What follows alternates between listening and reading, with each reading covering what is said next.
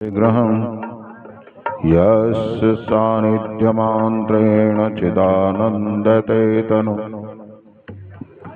अखण्डमण्डलाकारं व्याप्तं येन चराचरं तत्पदं दर्शितं येन तस्मै श्रीगुरुवे नमः। हर साहिरा छाड़ के करे आन की आस, ते नर दो जग जाएंगे सतभागे रविदास। ऐसा चाहूं राज में जहाँ मिले सभी को अन्न, छोट बड़ सब सम बसे रविदास रहे प्रसन्न। एक बूंद ते बुझ गई जन्म जन्म की प्यास, जन्म मरण बंधन कटे रविदास हास उल्लास। जे मदिरा का पीजिए जो चढ़े बार उतराए, नाम महारस पीजिए जो चढ़े नहीं उतराए।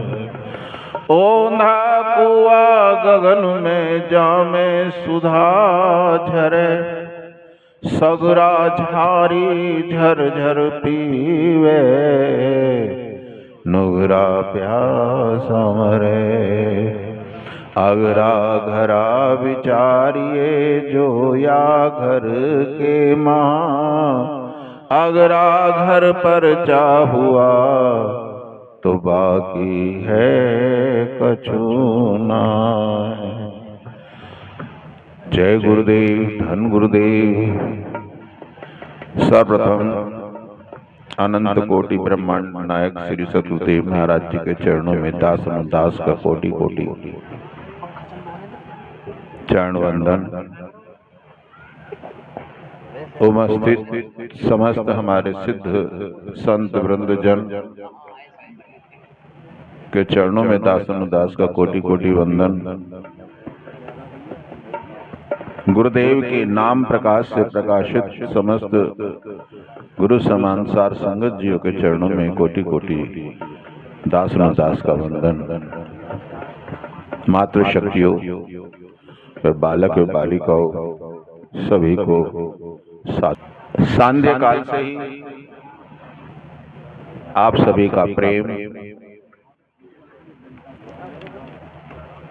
आप सभी का आयोजन देखकर हृदय में आनंद की अनुभूति का प्रसार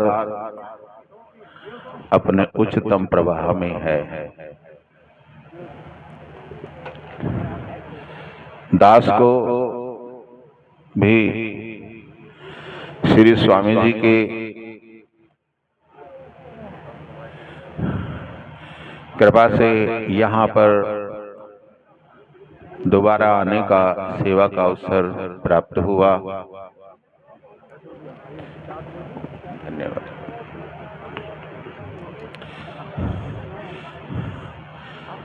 आप सभी का प्रेम, संतों के प्रति अथाह लगाव सराहनीय है, वंदनीय है। सार संगत जियो, सांध्य काल से उच्चतम शैली में और अच्छे शब्दों का चयन कर, और शब्दों में भी उस भजन में जो शब्दों का चयन किया है वो बहुत उच्चतम शैली, बड़ा आनंददायक है। जिसके सामने प्रथम श्लोक में आया था, श्री गुरुम परमानंदम वंदे स्वानंदम विग्रहम यस सानिध्य मांत्रेण चिदानंदे तनु। हम उन श्री गुरुदेव की वंदना करते हैं जो स्वानंद और परिपूर्ण आनंद की मूर्ति हैं, जिनका सानिध्य मात्र ग्रहण कर लेने से ये जीव चैतन्य अनुभूति करते हुए शाश्वत आनंद को प्राप्त होता है। कहीं अनुभव में कहा गया है, देखा तो नहीं, कि पारसमणि होती है, और जिसके पास पारसमणि होती है वो कभी दरिद्र नहीं होता, क्योंकि उसमें गुण है। ऐसा भासते हैं कि वह किसी अन्यंत्र धातु पे, लोह पे, ताम्र में या उसका स्पर्श करा दे तो स्वर्ण बन जाता है, ऐसा भासते हैं। तो गुरुदेव तो वो पारस हैं, लेकिन उसका भी स्पर्श किसी के द्वारा हुआ होगा जो उसमें साधारण पत्थर से पारस बनने का अनुभूति हुआ, योग्यता आया।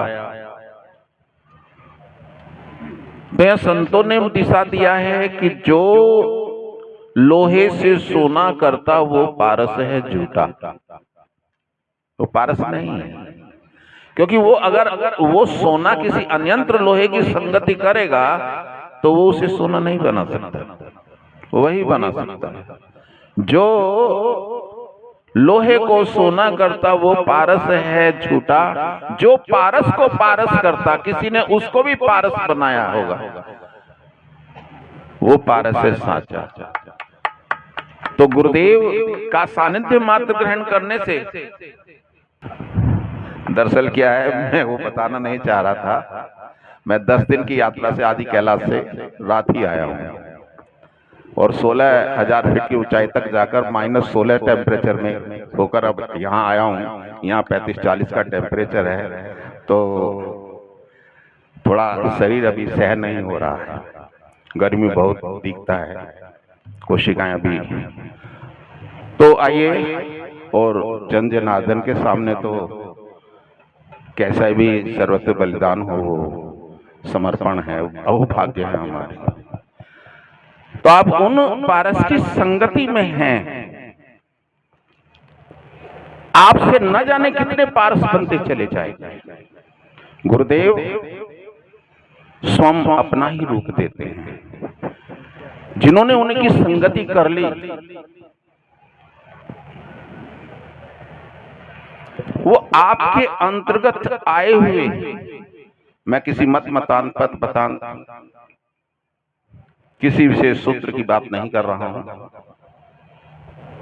सत्य स्पर्श स्थापित उस दिव्य तेज ज्ञान जो गुरुदेव से मिलता है, जो प्रयोजन होता है, जो गुरु शब्द की व्याख्या में छुपा है, अंधकार हटाकर जो प्रकाश की ऊर्जा का समावेश कर दे, उस माध्यम को गुरुदेव कहते हैं। और हमारे अंतः अंधकार में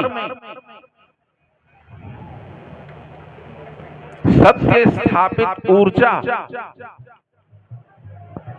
गुरुदेव के द्वारा बताए हुए स्वाध्याय के अंतर्गत ही विद्यमान है। उसके लिए आपको विशेष स्थान, विशेष स्वरूप, विशेष वस्त्र, विशेष वर्ण को धारण करने की आवश्यकता नहीं।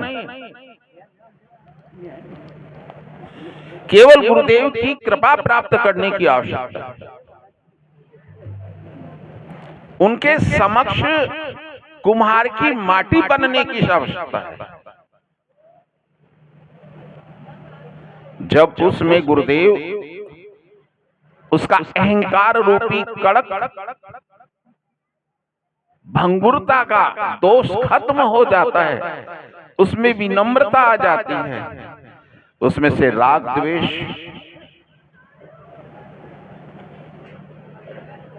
उसमें से विषय लोलुपता, हमारी चेतना के बुद्धि के ऊपर आए हुए लोकाचार के मल पलाटेक्ष गुरुदेव अपनी चेतन ऊर्जा से नष्ट कर देते हैं, और आपकी बुद्धि का सीधा संबंध उस ऊर्जा से करते हैं जो अपने स्वच्छ सत चित्त आनंद है, जिसमें कभी आनंद से सुखी होना सहज है। जहां सुख होगा वहां दुख भी होगा। सुख ये बाह्य माया का परिवर्तन है। आनंद होना, आनंदित होना गुरुदेव की ऊर्जा का प्रदर्शन है। और जो आनंदित हो जाता है उसके अंतर्गत कभी अंधकार नहीं आता।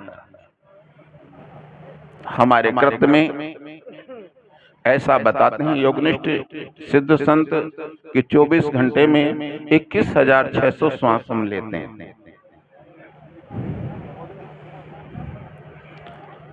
मैं एक बात अलग से बताना चाहता हूं, हालांकि समय मैं कम ही लूंगा। सुबह शाम मंदिरों में शंख बजते हैं। आपको ये लगता होगा कि हम शंख बजाते हैं तो बजता है, लेकिन कभी शंख को कर्ण पट पर लगाकर देखना, शंख निरंतर बजता है, 24 घंटे बजता है। आपने तो उसमें वायु प्रवाह कर कर उसकी ध्वनि को अंतर्मुखी होकर बाह्यमुखी किया। इसी प्रकार आपकी श्वास श्रृंखला में वो शब्द नाद तो चल रहा है। अब आवश्यकता है उस श्वासों में अपना चेतना का पहरा देने का, कि हम एक एक सांस में गुरु महाराज जी का सुमरन अंतर्मुखी करें।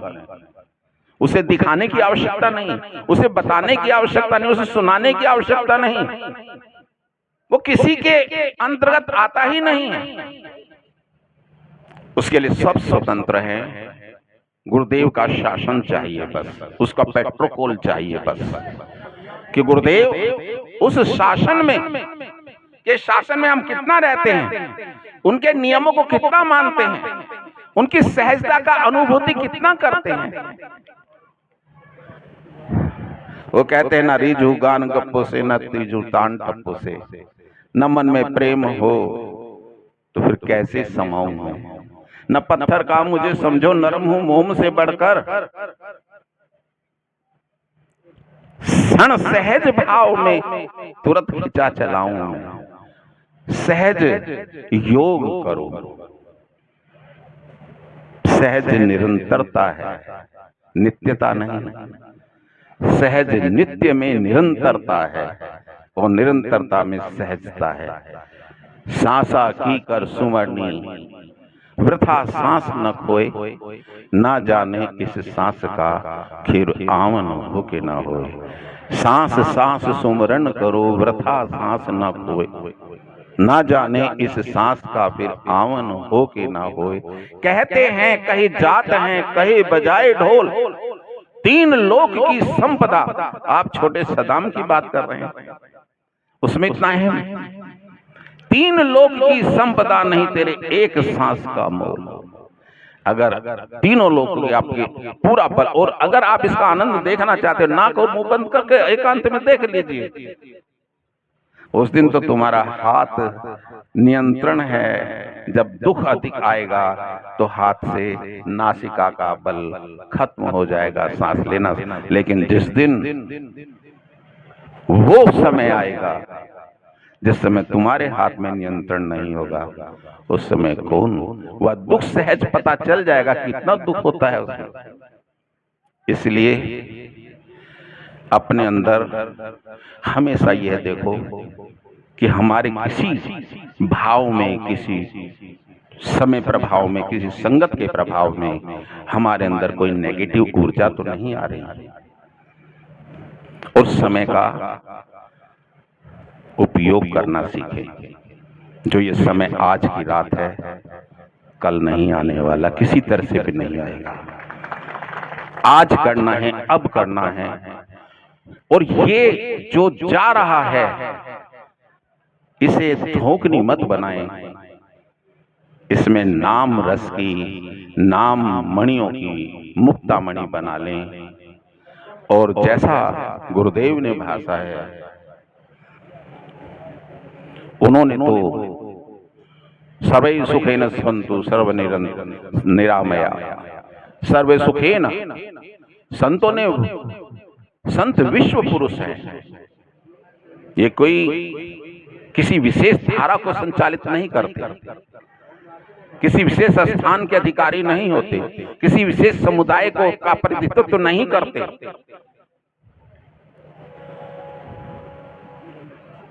अगर ऐसा होता तो आप ये ना कहते कि ऐसा चाहूं राज्य में जहां मिले सभी को अन्न, वो फिर किसी विशेष समुदाय के लिए कहते, किसी विशेष तबके के लिए कहते, किसी विशेष क्षेत्र के लिए कहते। अगर तू कर सकता है गाजीपुर नरेश, तो ऐसा कुछ कर दे कि छोट बड़ सब सम रहें, रविदास रहे, तब मेरी प्रसन्नता होगी। अगर तू ऐसा कर सकता तो ऐसा कर दे, वरना मुझे मणि माणिक्य कुछ नहीं चाहिए। वो आप वो श्रेष्ठ हैं जिन्होंने पारस को भी, जो संतों ने की जमात ने उनको अनुदान किया, उन्हें प्रसन्नता में दिया, वो उसी दिन से छान की बत्ती में अटका रहा। उन्होंने उसकी विशेषता नहीं, कर्म यथा कर्मतः सफलम, रविदास जन्म से होत है को न ऊंच न नीच, और सटीक है, अनुभूत करें इसका। नीच जीव को करत है ओछे कर्म की कीच। आपके शरीर के साथ कोई नाम जाति समुदाय नहीं है। आप जैसा कर्म करेंगे लेखक, आप साहित्यिक कर्म करेंगे लेखक बन जाएंगे, आप कवि बन जाएंगे, पुरुषार्थ कर परमार्थ करेंगे धर्मात्मा बन जाएंगे, समाज के लिए सोशलिज्म करेंगे तो महात्मा बन जाएंगे। अभी आप ये कर्म ही है धर्मानंदपुरी जी का, जो आज आप गुणगान कर रहे हैं। अगर वो ऐसा ना करते तो इस नाम के साथ में आप ऐसा कर्म ना जोड़ते, तो वो ऊर्जा प्रैक्टिकली आपको दे रहे हैं, समझा रहे हैं कि आपको भी उसी मार्ग पर चलना चाहिए। अभी एक बच्चा कह गया था, मेरी रह रहकर बात आ रही है, अज्ञानी पुरुष 4 बजे तक गधर्व की तरह से कमाता है। किसकी तरह से कमाता है? गधे की तरह से। और 4 बजे के बाद में जुआरी की तरह से हार जाता है। शाम को जब 4 बजते हैं तो उसे कहीं का और का याद आता है। हम उस जालों से गुरु महाराज से मांगे कि हम पर कोई विषय प्रभावी ना हो।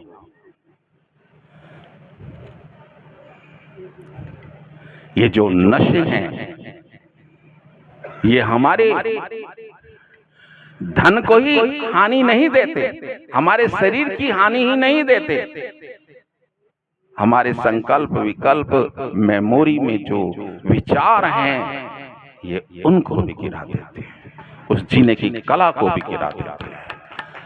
उसमें कभी भी वो दूसरे के बारे में सोच ही नहीं सकता, अपने परिवार के बारे में जो नहीं सोच सकता, वो संसार के बारे में, समाज के बारे में क्या सोचेगा। जबकि मेरा ये धर्म नहीं है। जब मैं ओनर हूं अपनी फैमिली का, तो मेरी सारी, मैं चाहे वो ओनर टाउन का हो, विलेज का हो, सिटी का हो या फैमिली का हो, उसके सब, उसका पिता है वो, तो उसको वह भूमिका करना चाहिए। लेकिन एक शराबी क्या सोच सकता है ऐसा? वो नहीं सोच सकता। वो अपना उदरस्त करेगा, उसके बाद बच्चे को शिक्षा मिल रही है नहीं मिल रही है कुछ नहीं लेना, रिलेशन मेंटेन हो रहे हैं नहीं हो रहे हैं कुछ नहीं लेना, फ्यूचर सिक्योर्ड हो रहा है लेना है नहीं ले कुछ नहीं लेना, इमरजेंसी घर पे आई है लेना है कुछ लेना है नहीं लेना।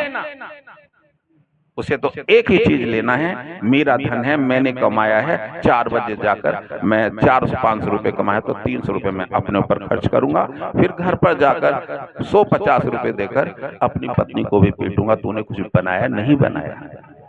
उसके बच्चे कोने में जो खड़े हैं वो भयभीत हैं, वो देख रहे हैं पिता की कृति। या तो बड़े होकर वो अपने पिता जैसे बन जाएंगे या उसके प्रतिरोध में अपनी माता का संरक्षण करते हुए उसके समक्ष खड़े हो जाएंगे। इससे दोनों ही स्थिति में संस्कारों में गिरावट आएगी। वो ना तो वही शुद्ध होगा और ना वही शुद्ध होगा। मैंने ऐसे संस्कार दिए। 3 पीढ़ियां बिगड़ती हैं, 3 पीढ़ियां। बड़ों का जो चाहत थी अपने छोटों के प्रति, अपने भविष्य के प्रति, उसे बड़ों के सपनों को साकार नहीं किया। और जो बच्चों का भविष्य सिक्योर्ड होना था, वो उसने उस बच्चों के स्वीकार को शिक्षा और अन्यंत्र स्थिति में देकर उसे भी स्वीकार नहीं किया। उसने अपने मद में घूमा। यो रही में कैसे निभे बेर केर को संग, वो मत डोरे आपने तो वो तन फारे अंग। हम उस सेवा में हैं, हम उस क्षेत्र में हैं। मैंने कहा मार्ग कोई भी हो, दिशा कोई भी हो, साधन कोई भी हो, हमें वाग जाल अड़बंगता से बचना चाहिए और शुद्ध चेतन स्वरूप पद्धति को ग्रहण करना चाहिए। मेरा आप सभी को संत मंच और संत स्वरूप से, गुरुदेव से यही प्रार्थना है कि आपके अंदर सत्य बुद्धि ऊर्जा को संचालन करें। मैं ये नहीं कह रहा कि आप उसके दोषी हैं, लेकिन हाँ, कहीं अगर कोई है तो उन पर अपना प्रकाश देकर उनको आनंद के देश में ले आएं और उनका भविष्य पर अपनी कृपा करें, उनके बच्चों पर कृपा करें। और आप एक ऐसा एकजुट, बुद्ध किसे कहा है? बुद्ध कहा है विवेक को, जो समस्त मिश्रण में से सत्य को, सार को गहर कर ले। मन के लगाए पिया पाग, कोई याविद मन को लगाए रे। बूरा बिखरी रेत में गजहस्ती हाथ ना आए। अगर रेत में बूरा बिखर गई है तो हाथी से नहीं ढूंढ सकता। वो तो सूंड से इधर हवा मारेगा तो सारा सारा इधर उड़ जाएगा, हवा मारेगा सारा इधर उड़ जाएगा। लेकिन एक है जो उसमें से भिन्न कर सकता है, वो सार को ग्रहण कर सकता है। ऐसा नन्ना बन मेरे मनवा, चींटी बन चुक जाए। अपने को अधीन करना सीखो, हस्ती बनना मत सीखो। पेड़ वही झुकता है जिस पर फल आ जाता है, और फल अंतः फल होता है आपका ज्ञान, सार, सत्य, निर्विकल्पता। इससे आप लाभान्वित हों। आप उस साधन में चलें जो आपके गुरुदेव बता रहे हैं, वो स्वाध्याय करें। अभी योग का भी, अष्टांग योग का बात चल रहा है, योग का बात चल रहा है। तो ये जहाज है जिससे आप संसार पार करेंगे। नानक नाम जहाज है, चढ़े सो उतरे पार। जो श्रद्धा जन सेवते तो गुरु पार उतार। जो श्रद्धा से गुरु का सेवन करते हैं तो गुरु उसको उस सागर से पार कर देते हैं। आप श्रद्धा का सेवन करें और गुरु चरणों से लिपटे रहें। कबीर जी ने बहुत साफ वाणी में कहा है कि कुछ लेना ना देना, मगन रहना, गुरु चरणों से लिपटे। इसी के साथ दास के द्वारा अगर कोई ऐसी शब्द आप तक ऐसे पहुंचे जो आपके कर्णों में वेदन कर कटु रस दिया हो, उसके लिए दास क्षमा प्रार्थी है। और आशा है, मैं अपने भाग्य को सराहता हूं कि इस भूमि पर आकर उन्होंने, धर्मानंदपुरी जी ने बहुत ही इस क्षेत्र में अपना प्रदीप जलाया है। पर इतने लोभी भी मत बनो कि इस पारस को यहीं पर कैद करो। ये भी दीप जलाकर कहीं से यहां पर आए होंगे, ये भी दीप जलाकर कहीं से आए होंगे और आगे भी कहीं जाएंगे। लेकिन ये जो स्थिरता है, ये जो स्थिरता है, इसको काबू रखना वो आपके काबू है, आपके हाथ में है। कहीं हो सकता है किसी अंधकार में इनके दीपक की आवश्यकता हो, तो इतने लोभी भी मत बनना कि इनको कैद करके अपने अंदर रखें। क्योंकि संतों का तो यही है कि घर घर जाके अलख दें, अलख ना संतन के बन बसत है सबकी मन की बात।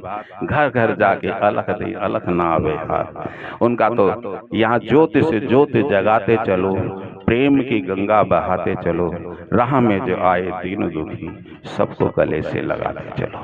जय गुरुदेव, धन गुरुदेव। आपका बहुत बहुत